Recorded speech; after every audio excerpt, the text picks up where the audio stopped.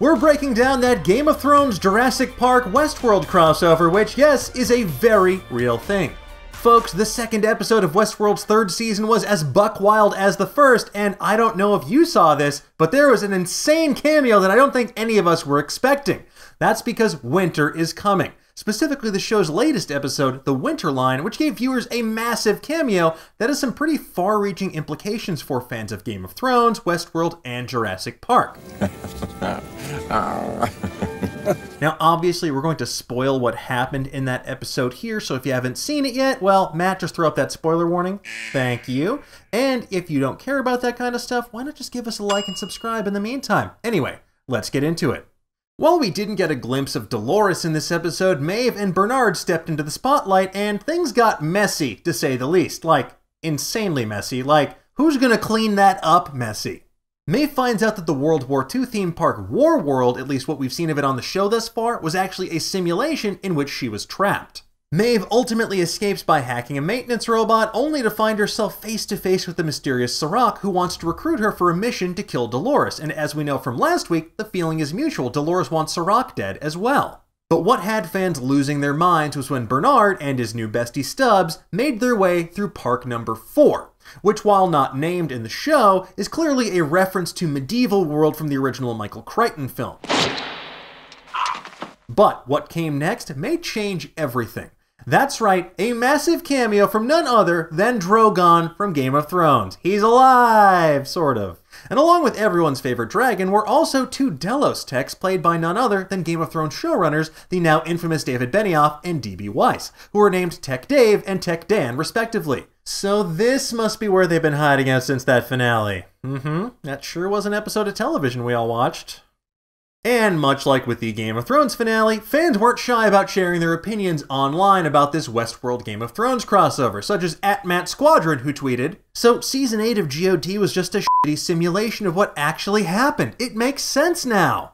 And ESPN's Mina Kimes wrote, "The Game of Thrones finale makes a lot more sense if it was GOT World all along and Bran was one of the guests Wilden." So how did this come to pass? I mean, I understand what is dead may never die, but this is a little ridiculous. Well, as it turns out, A Song of Ice and Fire writer / model train conductor cosplayer George R.R. Martin has actually wanted a Westworld Game of Thrones crossover for nearly as long as it's taken him to write The Winds of Winter, according to series producers Jonathan Nolan and Lisa Joy.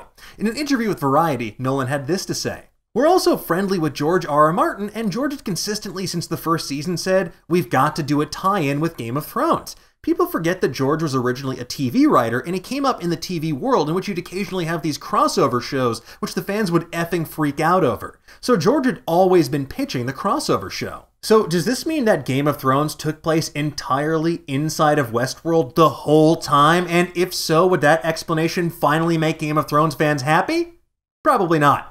But this cameo also has another unexpected layer of meaning, because those lab techs played by Benioff and Weiss mentioned they're looking to dismantle Drogon and sell off Delos hardware to a startup in Costa Rica. Now, if shipping off a giant lizard to a small startup in Costa Rica sounds familiar, well, there's a good reason for that. It's because it's a reference to Jurassic Park, another Michael Crichton classic. I guess the dude just loved theme parks, and especially theme parks going awry. Spared no expense. Now, Nolan also had this to say about this added layer of meaning when he spoke with IGN. Especially the Jurassic Park part of it, which we couldn't resist. The argument there was all between whether or not one of the parks should be Westeros World, which George R.R. Martin has been pitching for years.